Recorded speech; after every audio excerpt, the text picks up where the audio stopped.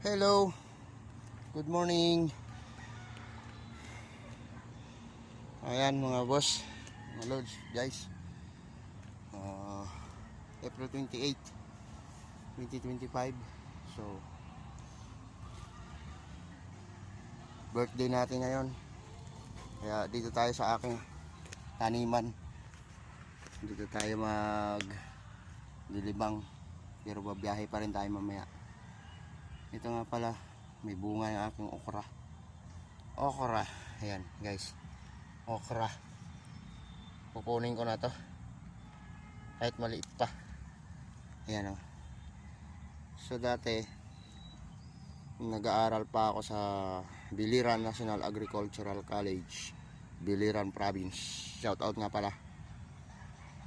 Ito, pag wala kami baon namin ay kanin lang, wala kaming ulam, pupunta ako ng hardin doon sa taniman namin kasi uso doon.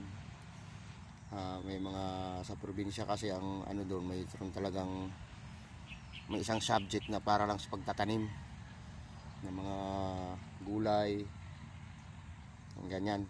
So may mga tanim kami okra, mukha lang ako asin. Sausaw na to, okay na yan, dinalaan ng luto-luto, masarap kasi manamis-namis pa to.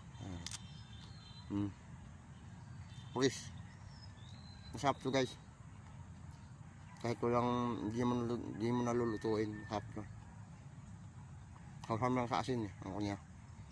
So ito, nugasan naman natin to. Diba? Masarap. Kahit walang matamis.